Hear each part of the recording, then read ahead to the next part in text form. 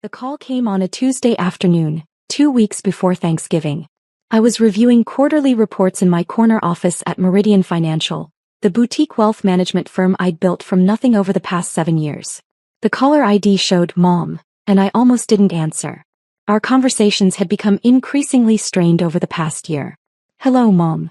"Jessica." Her voice was crisp, businesslike. No warmth. "I'm calling about Thanksgiving." I leaned back in my leather chair, watching the Seattle skyline through floor-to-ceiling windows. "What about it?" "We've decided to have a more intimate gathering this year. Just immediate family." The words hit exactly as intended. I wasn't considered immediate family anymore, apparently. "I see. Your sister's bringing the kids and David's fiancé will be there. We just think it would be better if you took this year off." I could hear my brother David laughing in the background, probably listening to every word. My sister Emma's voice chimed in. "Tell her we need the drama-free zone this year." "We're having Thanksgiving without you this year," Mom declared more firmly, as if I hadn't understood the first time. "We need peace." Peace. As if I was the source of family chaos. As if my success was somehow an embarrassment to them. As if working 80-hour weeks to build something meaningful made me the problem. I kept my voice steady. "Enjoy your meal." "Good. I'm glad you understand." She paused. "Maybe next year things will be different." Different. Code for, maybe next year you'll have given up this silly career and found a nice husband like Emma did. After she hung up, I sat in the silence of my office, processing what had just happened. My own family had uninvited me from Thanksgiving. The holiday I'd been looking forward to for months. The one time of year we all came together despite our differences. What they didn't realize was that I'd been managing their $50 million trust fund for 3 years. Let me explain how that happened, because it's not exactly a normal family arrangement. 3 years ago my grandfather passed away. Before his death he'd been worried about the family's financial future. He'd seen David's gambling problems, Emma's shopping addiction, and my parents' complete inability to manage money responsibly. They were living off his generosity, but he knew that wouldn't last forever. So he did something unexpected. He came to me. "Jessica," he'd said during one of our last conversations, "you're the only one in this family with a head for business. I want you to manage the trust fund after I'm gone." I'd protested. "Grandpa, I'm sure Mom and Dad would prefer to handle their own finances." He'd laughed, but it was bitter. "Your parents have never balanced a checkbook in their lives. David borrowed $50,000 from me last month for investments that I know went straight to Atlantic City. And Emma spent $30,000 on a handbag collection. The trust fund was substantial. $50 million, built over 3 generations of careful investments and business ownership. My great-grandfather had started with a small manufacturing company. My grandfather had expanded it into a conglomerate. And when he sold everything in the 1990s, he'd invested the proceeds wisely. "The beneficiaries will be your parents, David and Emma," he'd explained. "But you'll be the trustee. You'll decide when and how much they receive." "What about me?" "You're building your own empire, sweetheart. You don't need my money. But they do, and they need someone responsible making sure they don't blow through it in 5 years." I'd agreed, thinking it would bring the family closer together. I'd be helping them, securing their futures, making sure they could maintain their lifestyle without worry. What I didn't anticipate was how much they'd come to resent me for my own success. The wealth management firm I'd started had grown exponentially. We managed over $2 billion in assets for high-net-worth clients, and I'd become one of the most respected financial advisors on the West Coast. I owned a penthouse downtown, drove a Tesla Model S, and had been featured on the cover of Financial Weekly magazine. But instead of being proud, my family seemed embarrassed by my achievements. At family dinners, they'd make snide comments about my fancy career, and ask when I was going to settle down like a normal person. They treated my success as if it was somehow unseemly, as if making money was beneath a proper lady. The irony was that while they were criticizing my career, they were living quite comfortably off the trust fund I managed for them. Their monthly distributions were substantial. My parents received $45,000 per month. David got $25,000 per month. Emma received $30,000 per month. That's $100,000 every month, $1.2 million per year, flowing to people who had just uninvited me from Thanksgiving because I was apparently too successful for their comfort. The next morning, all accounts were frozen. I arrived at the office early on Wednesday, made myself a strong cup of coffee and opened the trust management system. With a few keystrokes, I suspended all distributions pending a routine administrative review. It was completely legal. As trustee, I had full discretionary power over the timing and amount of distributions. The trust documents, which my grandfather had drafted with the best estate attorneys in the city, gave me broad authority to withhold funds if I deemed it in the beneficiary's best interests. And frankly, I was starting to think it might be in their best interests to learn some gratitude. My phone started ringing at 10:47 a.m. Jessica? There's some kind of problem with my account. It was my mother, and for the first time in months, she sounded uncertain rather than commanding. What kind of problem? The bank says my transfer was declined. The automatic payment for the country club didn't go through either. That's strange. Can you look into it? I need to pay the caterer for the Thanksgiving dinner. The caterer? For the dinner I wasn't invited to. I'll see what I can find out. By noon, all three of them had called with similar issues. David's mortgage payment had bounced. Emma's credit card had been declined at Nordstrom. My parents' automatic bill payments were failing across the board. I let them worry for the rest of the day. Thursday morning, Thanksgiving Day, I was having coffee on my penthouse balcony when my phone rang. David this time, and he sounded panicked. Jess, what the hell is going on? My bank account shows zero balance, and they're saying there's a hold on the trust distributions. There's been an administrative review triggered in the trust account, I said calmly. These things happen periodically. What kind of review? How long will it take? It's difficult to say. Could be a few days, could be a few weeks. Depends on what the review uncovers. A few weeks. Jessica, I have bills to pay. The mortgage is due, car payments, credit cards. I'm sure you have some savings to cover things temporarily. Dead silence. Of course he didn't have savings. None of them did.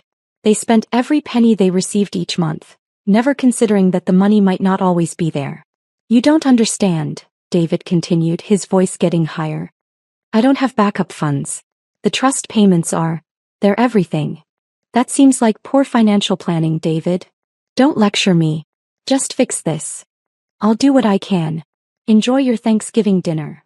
By Friday afternoon, the panic was reaching critical levels. Emma showed up at my office building. Security called up from the lobby.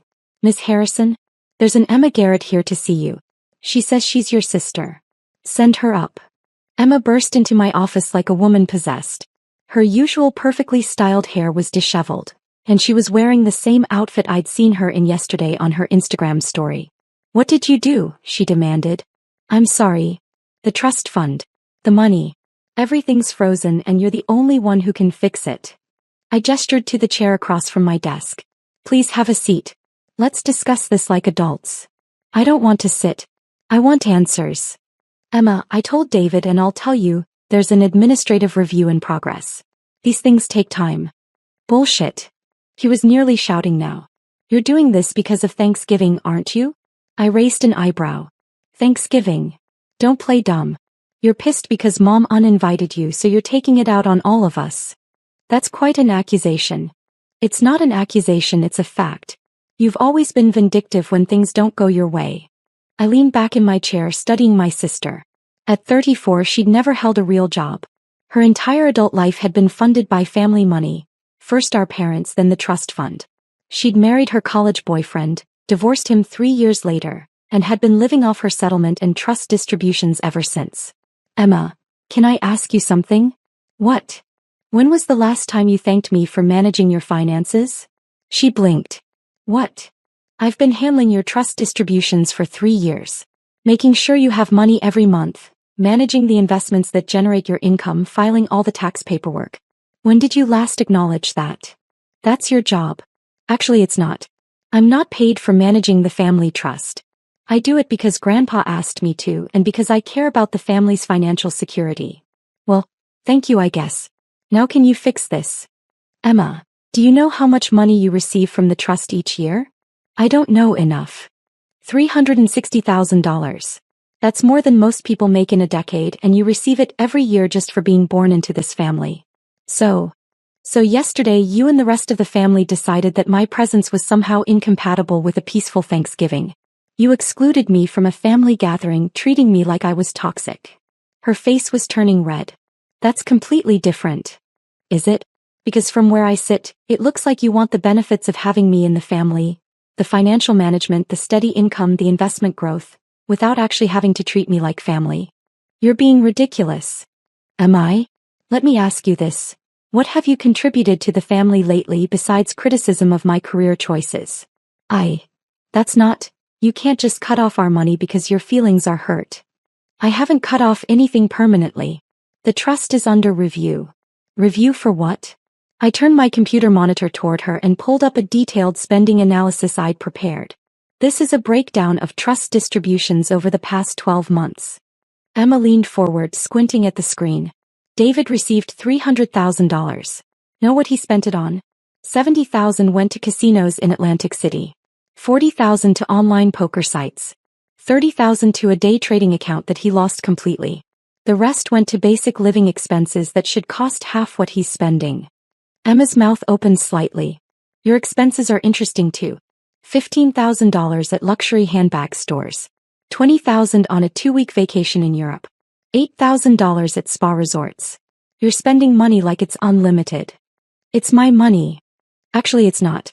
It's trust money, distributed at my discretion based on what I believe is in your best interests. And I'm starting to think that giving you unlimited access to funds you didn't earn isn't helping you develop into a responsible adult. You can't do this. I can and I am. The trust documents give me full authority over distributions. I could theoretically suspend payments indefinitely if I felt it was appropriate. Emma's face went white. You wouldn't. I might. Depends on how this conversation goes. She sat down heavily in the chair, the fight going out of her. Jessica, please. I need that money. Why? What do you mean why? Why do you need it? What are you contributing to society? What value are you creating? What would happen if you had to get a job like every other adult in America? I don't know how to get a job. I haven't worked since college. Then maybe it's time to learn. She started crying then, not the manipulative tears she'd used as a child, but genuine fear and desperation. I don't know how to do anything else. I've never had to. And whose fault is that? Yours. The family's. Grandpa's. You've all made it so I didn't have to work. Grandpa created the trust to provide security, not to enable dependency. There's a difference. Please don't cut me off. I'll do anything. Anything. Yes. Call Mom and Dad. Tell them you want me at Thanksgiving dinner. What? You heard me. The three of you made a family decision to exclude me. Now make a family decision to include me. But Mom said she wants peace. Emma, you're about to lose $30,000 a month. How peaceful is your life going to be when you can't pay your rent? She pulled out her phone with shaking hands. The call was brief and brutal. I could hear my mother's voice getting increasingly shrill as Emma explained the situation. You told her what? Mom's voice was so loud I could hear it clearly from across the desk. She froze the trust accounts, Mom. All of them. David's freaking out, my credit cards aren't working, and she says it's because we uninvited her from Thanksgiving. That's extortion. She's not asking for money, she just wants to come to dinner. A long pause. Then, put her on the phone. Emma handed me her phone. Mom wants to talk to you. Hello, Mom. Jessica Marie Harrison, you will restore those trust accounts immediately. I'll restore them when the administrative review is complete. There is no administrative review. You're just throwing a tantrum. Actually, there is a review. I'm reviewing whether unlimited financial support is helping or harming the beneficiary's long-term development. You can't hold our money hostage. It's not your money, Mom. It's trust money. Grandpa gave me the authority to manage it, and that's what I'm doing. He never intended for you to use it as a weapon. Are you sure about that? Because when he set up this structure, he told me that the family had a tendency toward financial irresponsibility. He wanted someone with a fiduciary mindset making the decisions. I don't care what he said. You will fix this right now. I'll consider it if you reconsider the Thanksgiving invitation. This is blackmail. This is family dynamics, Mom. You made a choice to exclude me. I'm making a choice about how to respond. Fine. You can come to dinner. Are you happy now? I don't want a grudging invitation. I want you to actually want me there. I do want you there. No, you don't. You want your money. There's a difference. The line went quiet for a long moment. Jessica, my mother's voice was softer now. I honestly don't understand why this is so important to you. It's just one dinner. Mom, do you know what I do for work? I manage money for rich people. I manage $2 billion in assets for families who trust me with their financial futures. I've built a firm that employs 37 people. I was nominated for Financial Advisor of the Year by the Seattle Business Journal. That's very nice, dear. But you've never once asked me about my work. Never shown any interest in what I've accomplished. The only time you call me is when you need something. That's not true. When was the last time you called just to see how I was doing? Silence. Mom, I love this family. I want to be part of it. But I'm tired of being treated like the black sheep because I chose a different path than Emma did. Emma chose family, marriage, children. Emma chose dependency. And I chose independence. Both are valid choices, but only one of us is contributing to the family's financial stability. Another long pause. I suppose we haven't been very supportive of your career. You suppose correctly. It's just that, it's hard to understand. When I was your age, women didn't do what you do. Times change, Mom. Yes, I suppose they do. She sighed. Jessica, I would like you to come to Thanksgiving dinner. Not because of the money, but because you're my daughter and I miss you. Do you mean that? Yes, I do. What about David and Emma? They'll adjust. And if they don't, they can eat somewhere else. I smiled for the first time in days. Thank you, Mom. That means everything to me. So you'll restore the accounts? I'll release this month's distributions immediately. But I want to have a conversation with the whole family about long-term financial planning. What kind of conversation? The kind where we talk about what happens if the trust money runs out. The kind where we discuss everyone's financial goals and responsibilities. The kind where we plan for a future that doesn't depend on unlimited family support. Jessica, we've always had family money. And we always will if we're smart about it. But that means living below our means, not above them.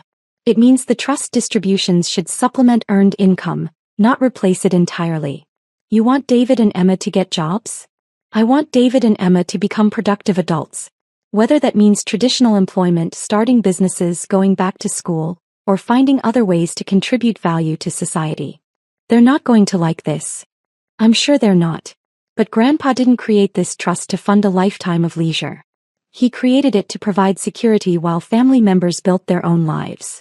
And if they refuse? Then they'll discover how expensive life gets when you're spending your own money instead of someone else's. Jessica, you're talking about fundamentally changing how this family works. Good. Because how this family works isn't working anymore. On Thanksgiving Day, I arrived at my parents' house at exactly 2 p.m., carrying a bottle of wine and a pumpkin pie from my favorite bakery. David's car was already there, as was Emma's. My mother answered the door, and for the first time in months, she hugged me without reservation. I'm glad you're here, she said, and I could tell she meant it. Me too. In the living room, David and Emma were sitting stiffly on the couch. David looked like he hadn't slept in days, and Emma's designer outfit was clearly something she'd owned for a while rather than a recent purchase. Hi, guys. Hi, they mumbled in unison. My father emerged from the kitchen, wearing his traditional Thanksgiving apron. Jessica. Good to see you. Thanks, Dad. So, David said without preamble, about the trust accounts. David, my mother interrupted, we agreed to have dinner first. I know, but I just want to make sure everything's going to be okay. I sat down across from him. Everything's going to be fine, David. But we do need to have a conversation about the future. What kind of conversation? The kind where we talk about your plans beyond the trust fund. What do you mean? I mean, what do you want to do with your life? What are your goals? What kind of legacy do you want to leave? He looked confused. I don't know. I never really thought about it. You're 36 years old, David. Don't you think it's time to start thinking about it? I guess. Emma shifted uncomfortably. Are you saying we need to get jobs? I'm saying you need to figure out what you want your lives to look like. The trust fund should be a safety net, not a career plan. But we've never had to work. And how has that served you? Are you happy? Are you fulfilled? Do you feel proud of what you've accomplished? Emma looked down at her hands. Not really. Then maybe it's time to try something different. Over dinner, we had the most honest conversation our family had shared in years. David admitted that he'd been gambling because he was bored and felt useless. Emma confessed that she'd been shopping compulsively to fill the emptiness in her life. My parents acknowledged that they'd enabled both behaviors by making financial success seem unimportant. I want to try, Emma said as we were clearing the dishes. Getting a job, I mean. I don't know what I'd be good at, but I want to try. What interests you? I asked. I've always been good with people. And I like organizing things. Have you considered event planning? Or maybe working at a nonprofit? I never thought about nonprofits. There are a lot of organizations that need people with your social skills and attention to detail. And the work would give you a sense of purpose. David was listening intently. What about me? I don't have any marketable skills. That's not true. You're great with technology, you understand financial markets, and you're actually quite smart when you're not distracted by gambling. You think I could work in finance? I think you could do anything you put your mind to. But first, you need to address the gambling addiction. He nodded. I know. I've been thinking about getting help. I can recommend some excellent counselors. You would do that? David, I want you to succeed. All of you. That's why I'm willing to be the bad guy when it comes to financial discipline. My mother reached across the table and took my hand. I owe you an apology. For what? For not understanding what you've been trying to do. For not supporting your career. For taking your financial management for granted. And for uninviting you from Thanksgiving, Emma added quietly. That hurt, I admitted. But I understand why you did it. Change is uncomfortable and I've been pushing for a lot of changes. Good changes though, David said. I can see that now. As I drove home that evening, I felt something I hadn't experienced in months. Hope for my family's future. Not because they were wealthy, but because they were finally ready to take responsibility for their own lives. The next morning, I restored all the trust accounts and transferred the November distributions. But I also created new account structures that would encourage saving and investing rather than just spending. And I scheduled monthly meetings with each family member to discuss their financial goals and progress. 3 months later, Emma started working part-time at a children's charity. David began attending Gamblers Anonymous meetings and enrolled in a financial planning certification program. My parents started volunteering at a local food bank and discovered they enjoyed helping people who had less than they did. The trust fund was still there, still providing security and comfort. But it was no longer the centerpiece of anyone's existence. Instead, it had become what my grandfather had always intended. A foundation for building meaningful lives, not a substitute for living them. And our family dinners, which resumed on a monthly basis, were filled with stories of real accomplishments, genuine challenges, and the satisfaction that comes from creating value in the world. The best part? Nobody ever questioned my invitation again.